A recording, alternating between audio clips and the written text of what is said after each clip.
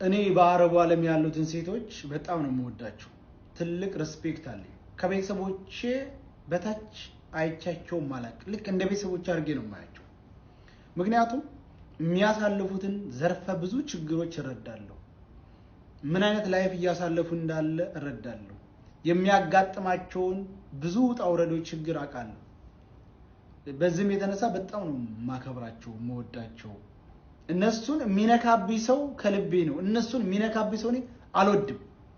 ብዙ ሰዎች አሉ የምንድንገረድ እያሉ ተሳደቡ። እኔ በጣም እናደዳለሁ። በጣም አርጌ ነው ምበሽቀው። ሴት ልጅ ደግሞ የሴት ልጅ አራዳ ማለት ክርስቲያንም ሆነች ሙስሊምም ሆነች እምነቷ ያዘዛትን ጠብቃ ልብሶቿን አስተካክላ ከንግግሮቿ ተቆጥባ ከማይመለከታት ነገር ርቃ የራሷን ህይወት የምትመራ ሴት ናት አራዳ ማለት። አሁን አራዳ የተባሉ ሴቶች እንዳየሁት ልከኛዋ፣ ሞገደኛዋ፣ አስጨራሿ፣ ቅንዝንዟ፣ ቅብጥርጥሯ ይሄ አራዳነት ሳይሆን የፋራነት ፋራ ነው። በጣም የሚደብረው እና ምን ለማለት ፈልጌ ነው፣ ትላንትና አባ ኮስተር ቤት ገብተን የግምጃዬ እንትኗ ምንድነው እንሽላሊት የመሰለ ነበር እንደው አንተ ጋር ታየኋት ደስ ብሎኛል ያልኩት። አሁን በሁለት ተከልፈው ማንኛውን ነው ያልከው? እኔ አንደኛውን አላውቀውም፣ አንደኛውን ነው የማውቀው ከሳውዲ ስትመጣ የተቀበላትን። አሁን ሁለታቸውንም የተባሉትን አየሁኝ። ሁላቸውም አንድ አይነት እንሽላሊቶች ብቻ ይገልጣቸው ልሙላላቸው ብዬ እኮ አሁን ቼክ ታደርጋቸው ሁለታቸው እንሽላሊት ብቻ ይገልጣቸው የሚሆኑ ዱርዬ ማፊያዎች ናቸው። አንዳንድ ሰው ሶሻል ሚዲያ ላይ መጥቶ ጨዋጫዋ ሊያጫውተው ይችላል፣ ግን እኔ ሰውን አነባለሁ። ስለዚህ ይመጡና የመዳም ቅመሞች እቺ ሸሌዋ ነኝ፣ አስጨራሽዋ ነኝ፣ ቅንዝንዟ ነኝ፣ ቅብጥብጧ ነኝ፣ ሞገደኛዋ ነኝ፣ እልከኛዋ ነኝ ምናምን የሚባሉ ሴቶች እኛ ድሮ እንወድ ነበር፣ አሁን እንደብለህ ከሌ እንደብት ትናገራለህ፣ እሷ ናት እኮ ተሁለቱም ወገን ያለው ይላል። የዛ ከሳውዲ ስትመጣ የተቀበላትን እሱ እኮ ነው ከአረብ ሀገር እንድትተዳርጎ ዛ ተቀብሏት እሷ ከዳችሁ እንጂ ምናምን። ደግሞ ይሄ በዚህ ጎን ያሉትን እሱ እኮ ነው ያንኛው ሲጥላት አንስቶ ሳያደረጋት ወዘተ። እንደ ግምጃን አንተን የመሰለ ጎበዝ እያለ እንዴት ነው አሳልፈ ለሌላ ሰው ይሰጣል? እኔ ወንድም አኮለኛ አብይ ጫባላ አንተ የምን ወንድም ነው አንተ? አራ እንዴት ነው አንዴ ባለፈን እንቁራሪት የመሰለ ሰው ጋር አይቻት እኮ ተናድጄ አሁን መከተል ጀምሬያታለሁ። እናንተ ጋር ታየኋት አፈርት ብላ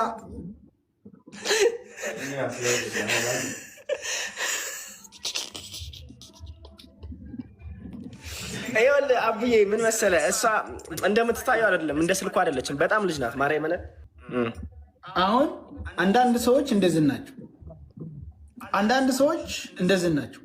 እድሜያቸው የአስራ ውስጥ ነው የሚመስል፣ ግን ያዋለደ ሰው ሲናገር ግን ትደነግጣለህ። ያኔ አይወል አብዬ 24ም ሆነ 19ም 20ም ሆነ አንዳንድ ልጅነትን የምትረዳበት ልጅነት ትረዳለህ። ኢንተርቪው ላይ እንትኗ ነው እኔ ጎበዝ ያስባለኝ የሆነ ኮንፊደንሷ፣ ንግግሯ የሆነ የመርበትበትና የፍራቻ የለባት። ያ ነው ሌላውን እንተወውና ያ ንግግሯ በቃ በጣም አንድ ሰው ራስን ራስ ከፍ ካላደረገ ማንም ከፍ ያደርግልህ። ላይክ አድርጋታለሁ። እውነቴን ነው። ጀግና ማንም አይናገርም እኮ ማለት ስለአንተ በኮንፊደንስ ስለራሱ ማንም ሰው የለም። እንዲያው የሐይቅና የወረባቦ ልጆች የጊራና ልጆች ይሄ ውርጌሳ ውጫሌ ምናምን መርሳ እንዲያው ማሮች በረካ ሁኑልኝ። እንዲያው ባንጋሊዝ እከል ያረገዘች ሲባል ወይት ናት? ወዲየ ቦረና ናት። እንግዲህ እንደፈቀደው ወዲየ ወይ ናት፣ ወዲየ ሸዋ ናት። እንደፈቀደው እንዲያው የአገሬ ልጆች የኔ ማሮይ በጣም ነው የማመሰግነው። አኩርታችሁኛል። እንዲያዘልቁ ላተህዱ ባንጋሊና የመኔ ዘንድ ላተህዱ ቢላ አለይክ እንዲህ አገሬ ልጆች እንዲሁ ታውን ቀደም አኩርታችሁኛል። ቀጣይም ኢንሻአላህ እንዲሁ አደራችሁን ላትሩሁ ሱዲ ሶሶዋ እና የአገር ልጅ ወርቅ ነው እንዲያታሳፍሩኝ ዘንቼ ልሳቅበት አደራ።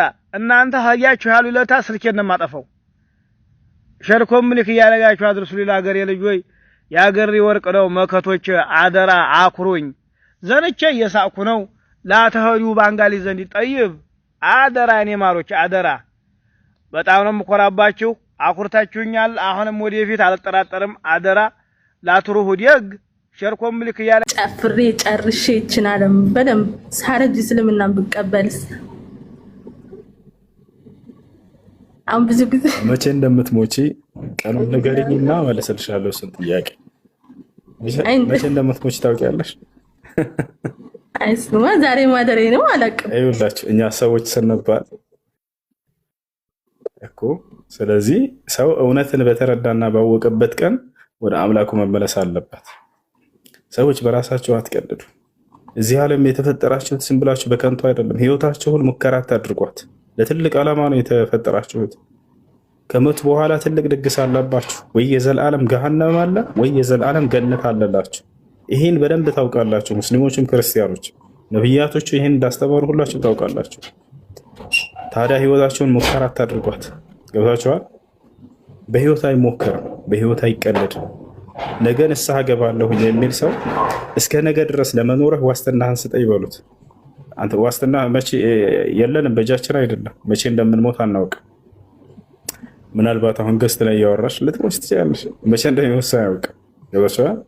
ሉቅማን አልሐኪም ጠቢቡ ሉቅማን ምን አለ? ያ ቡነይ ላ ቱአኺር ተውባ ፈኢነ ልመውተ የእቲ በግተህ አለ። ልጄ ሆይ ንስሐን አታዘግይ፣ ሞት በድንገት ይመጣልና ብሎ ተናገረ። ይሄ ነው እና መቼ እንደምንሞት አናውቅምና እውነቱን ተቀብላችሁ ቀሪ ዘመናችሁን ኑሩ። መጨፈር፣ መደነስ ምናምን ይሄ እንትን መዝለል ምናምን እርሱ ለሰይጣን ባርነት ራስን ማስገዛት ነው። ይሄ ነፃነት እንዳይመስላችሁ። ትክክለኛ ነፃነት ያለው የፈጠራችሁን አምላካችሁን ስታውቁና እርሱን ስትገዙ በዚያ ውስጥ የምታገኙት ህይወት ነው። መጨፈርና መደነስ እንትን ማለት መዝለል ግን ይሄ ለሰይጣን ባርነት፣ ለሰይጣን ራስን ማስገዛት ነው። ሰይጣንማ ተውት፣ አትስሙት። ለጌታችሁ ለአምላካችሁ ለአላህ ሱብሓነሁ ወተዓላ አዛችሁ እርሱን ብቻ ስታመልኩ ጊዜ የምታገኙት ደስታ ወደር የለውም። ለዚህ ነው እዚህ ዓለም ላይ ከማንም በላይ ደስተኞች ነብያቶች ነበሩ። ድሃ ናቸው እኮ አብዛኛው ነብይ ድሃ ነው። ምድራዊ ህይወትን ብዙ ሳይጠቀሙ ነው የሄዱት። ገብቶሻል? ነቢዩ ሙሐመድ ሰለላሁ ዐለይሂ ወሰለም በጣም ተቸግረው ኖረዋል። ያገኙበትም ጊዜ አለ። ሲያገኙም ቸር ናቸው። ነብያቶች ሁሉም እንዲህ ናቸው። በቃ ግን ከማንም በላይ ደስተኞች ናቸው። ምድር ላይ አልጨፈሩም፣ አልተጫወቱም። ነገር ግን ለአንዱ አምላክ ለጌታቸው ለአላህ ሱብሓነሁ ወተዓላ መስዋዕትን ከፍለው እርሱን ሰብከው እርሱን አስተምረው ሄዱ። እዚያ ላይ በጣም በርካታን ፈተና ተቀበሉ። ነቢዩ ሙሐመድ ሰለላሁ ዐለይሂ ወሰለም ከዕለታት አንድ ቀን በጣም በተፈተኑ ጊዜ ከእርሳቸው በፊት ያለፉ ነቢያትን እያስታወሱ ሙሴን አስታወሱና ረሒመላሁ አኺ ሙሳ ፈቀድ ኡዚየ አክሰረ ሚን ሃዛ ፈሰበር አሉ። ወንድሜን ሙሴን አላህ ይዘንለት፣ ከእኔ በላይ ተፈተነ፣ እርሱም ግን ታግሶ አለፈ፣ እኔም እንደነርሱ ታገሳለሁ እያሉ ነቢያትን ያወሱ ነበር። ስለዚህ ደስታን ከፈለጋችሁ በቀጣዩ ዓለም ፈልጉት እንጂ ምድራዊ ደስታ ይሄ ጊዜያዊ ደስታ ነው። ያን ያክልም አይደለችም እንጂ ደስታ እዚህ ዓለም ላይ ደስታ ብሎ ሰው የሚያስበው ለሰይጣን ባርነት ራስን ማስገዛት። ደስታ ትክክለኛ ደስታ ያለው ጌታችሁን አምላካችሁን አውቃችሁ በእርሱ መንገድ ስትኖሩና እርሱን ስትገዙት ጊዜ ነው እና ይሄ ነው።